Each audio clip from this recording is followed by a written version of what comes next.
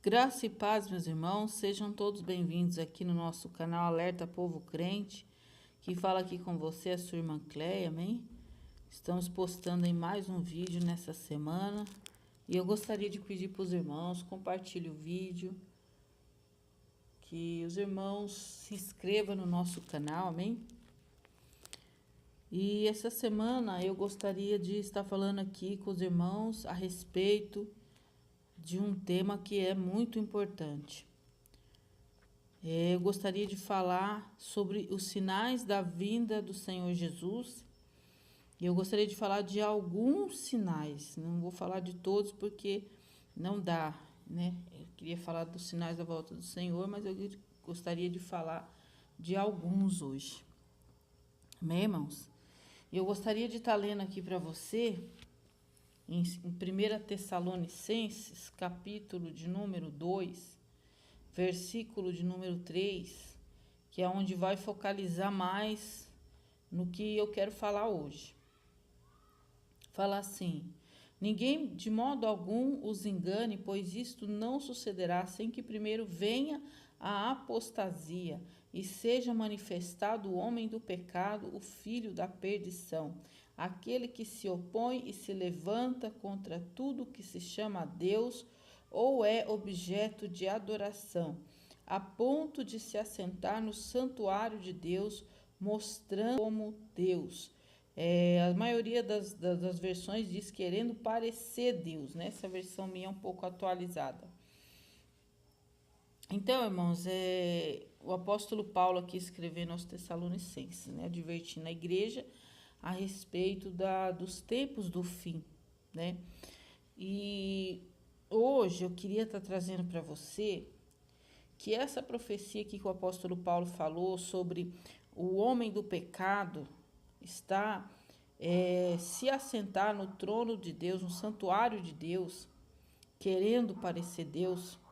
Então eu queria estar trazendo para vocês algumas informações. Por quê, irmãos? Porque eu acho muito importante que nós servamos ao Senhor e esteja alerta nesses sinais da volta de Jesus. Até para que você, quando for evangelizar, porque a igreja do Senhor é uma igreja que evangeliza, é uma igreja que convence os outros pecadores a se arrepender dos seus pecados. Então, nós temos que estar a par dos acontecimentos, dos cumprimentos da profecia, porque elas vão testificar. Quando você for falar de Jesus para alguém, quando você for convencer um pecador, quando Deus te usar para você convencer o pecador a se arrepender do seu pecado, uma das coisas que vai influenciar muito é você ter essas informações. Porque, irmãos, são as escrituras que testificam, né, da palavra de Deus. A palavra de Deus, ela está aqui se cumprindo. Então, quando você tem os fatos e a palavra, você tem muito mais força para evangelizar, amém? Glórias a Deus. Irmãos, eu queria agora colocar um vídeo, um pequeno vídeo aí para vocês estarem vendo como está a situação disso que eu estou passando para você aqui.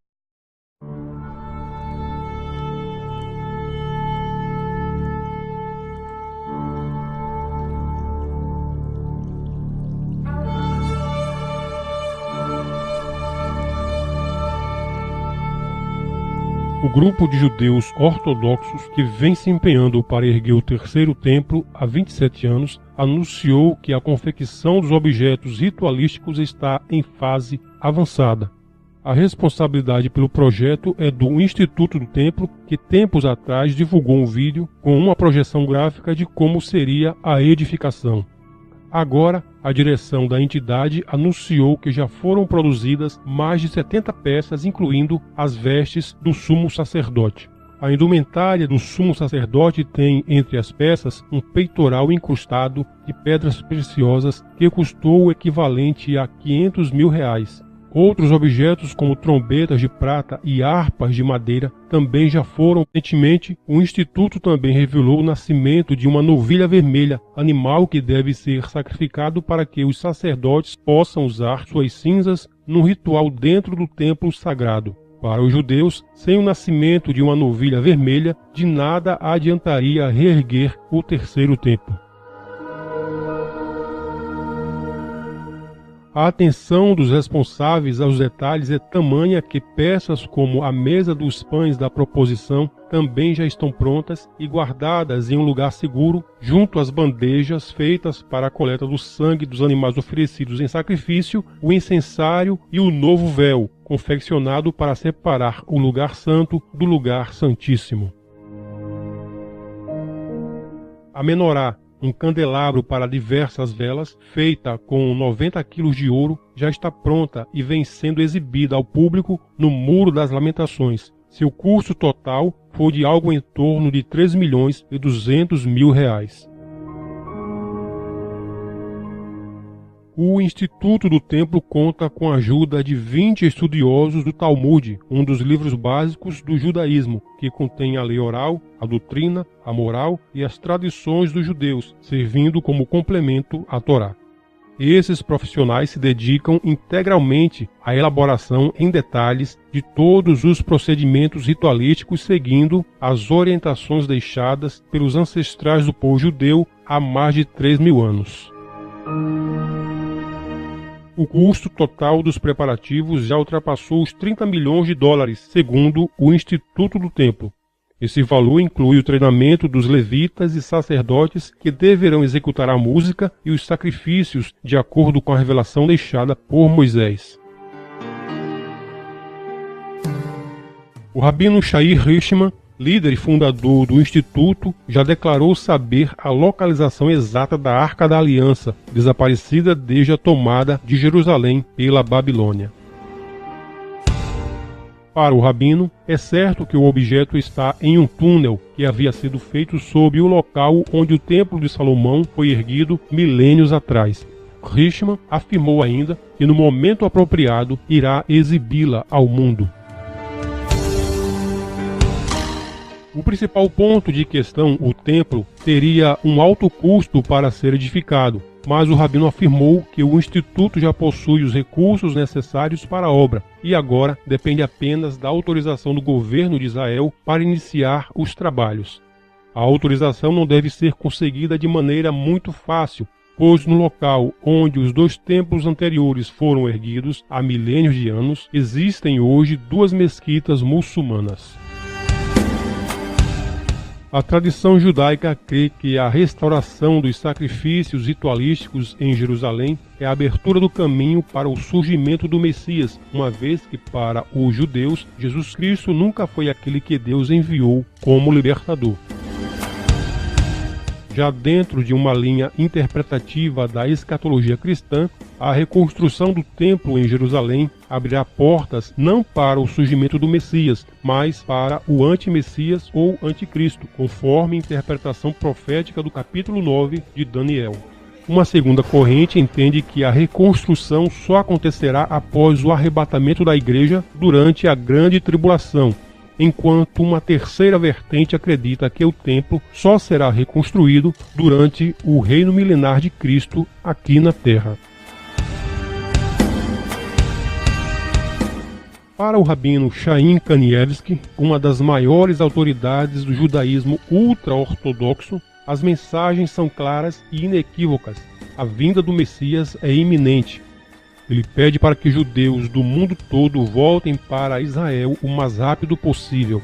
O entendimento é que essa é uma ação espiritual que marca a vinda do Messias judeu. Ele tem feito eco aos escritos do segundo presidente de Israel, Itzhak Ben-Tzvi, que escreveu exaustivamente sobre o final dos tempos. São vários os rabinos que começaram a defender nos últimos anos que os sinais proféticos estão se revelando. Kanievsky decretou que é um mandamento bíblico voltar para Israel agora. Ele vem informando a vários sites que a expectativa...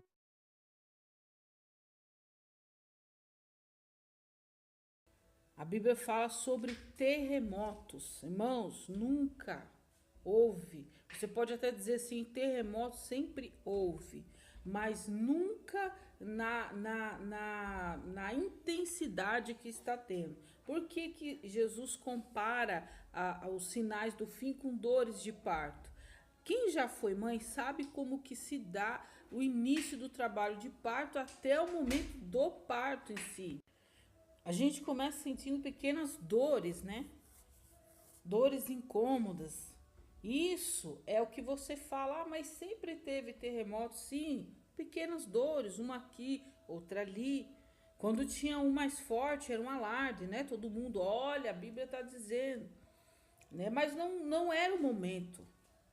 Não era o momento. Como nós vimos aqui o apóstolo Paulo falando aos Tessalonicenses, não se daria a volta de Cristo sem que antes acontecesse a apostasia. É o tempo que nós estamos vivendo. O vídeo da semana passada foi falando sobre a apostasia. E se manifeste o homem do pecado, a qual se levanta contra tudo que se chama a Deus ou se adora. Hoje nós vemos que nós vivemos num mundo onde as pessoas não podem mais dizer que ela tem uma verdade absoluta.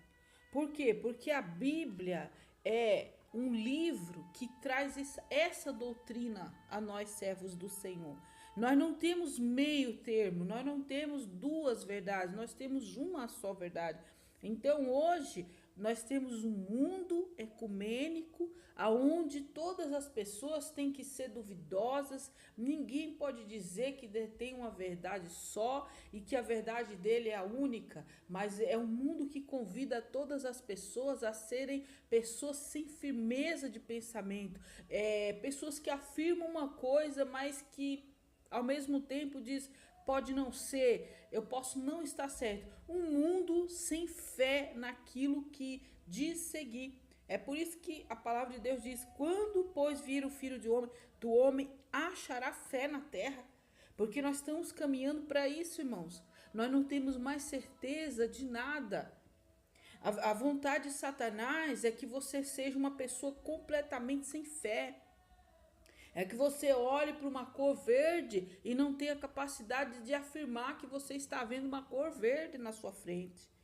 O diabo quer criar uma geração de pessoas desestabilizadas, sem fé, sem firmeza, sem verdade absoluta. É por isso que a palavra de Deus diz que se levantará contra tudo que se chama Deus. Tudo que se parecer com essa firmeza de caráter, certeza de vitória, da verdade, Satanás vai se levantar contra. Amém, irmãos? Nunca houve tanto terremoto. Nunca houve. A terra está tremendo. Quem está acompanhando o que está acontecendo no Parque Yellowstone? A mídia secular, né? Não falo a mídia aberta, mas a mídia secular, as pessoas estão notificando. Por quê? Porque essa mídia secular, muitas vezes, ela não como que eu posso falar? Manipulada pela mídia.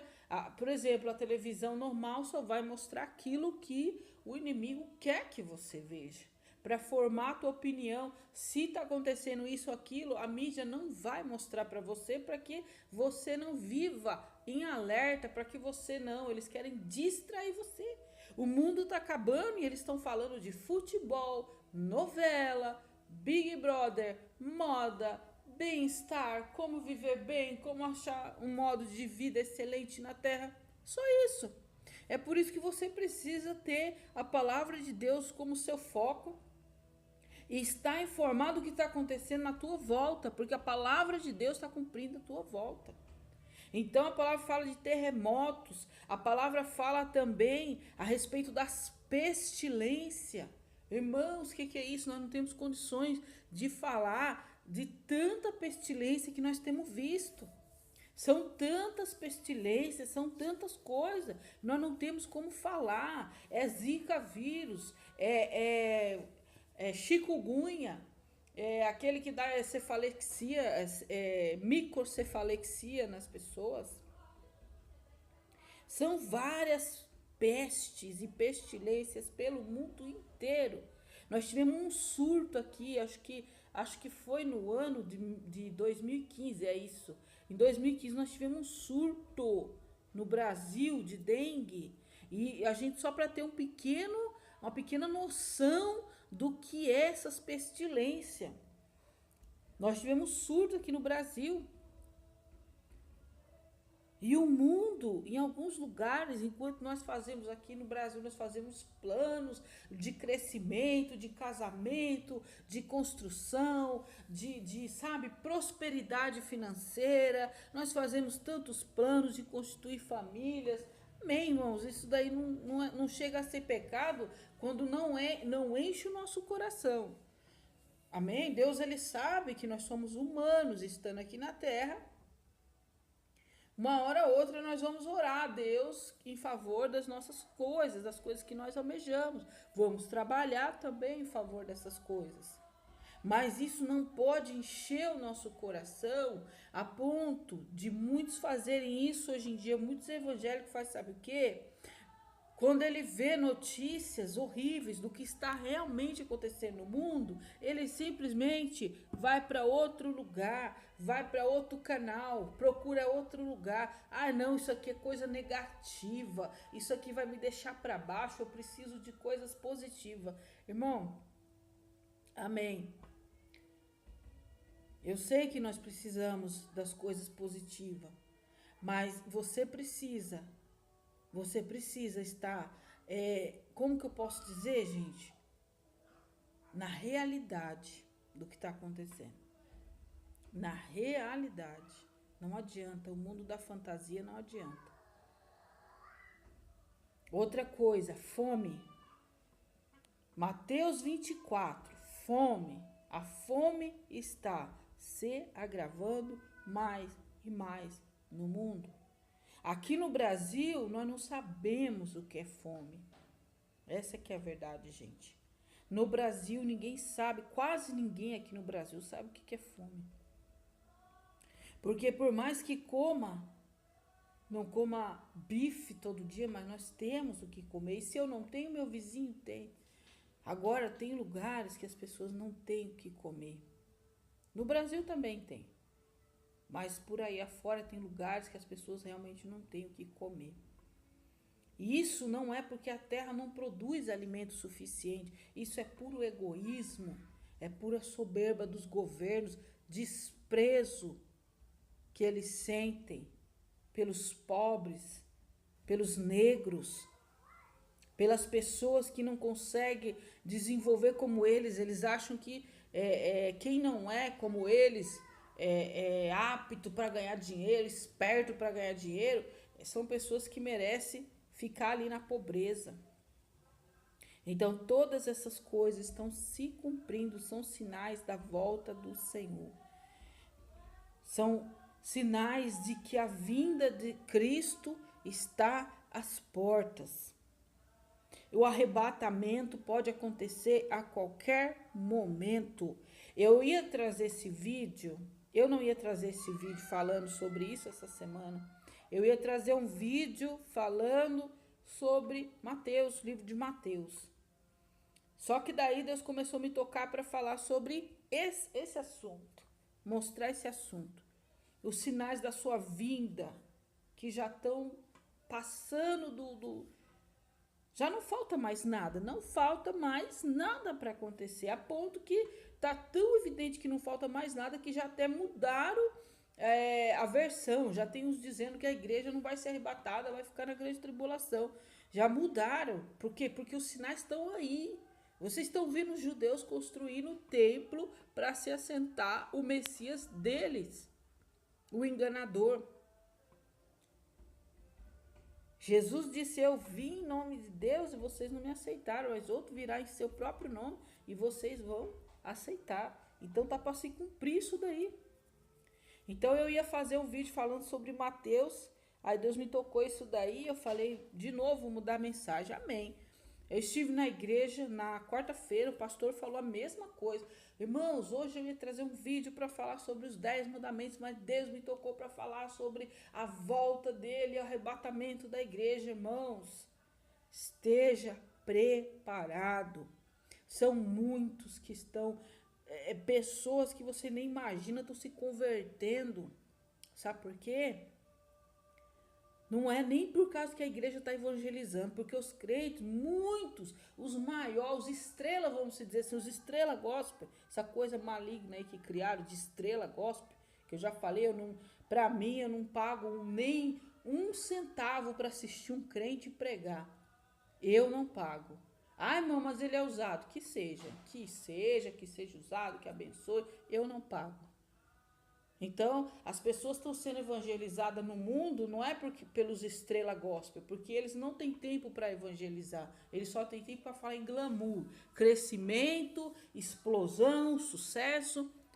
Eles estão sendo evangelizados porque eles estão vendo a palavra se cumprir.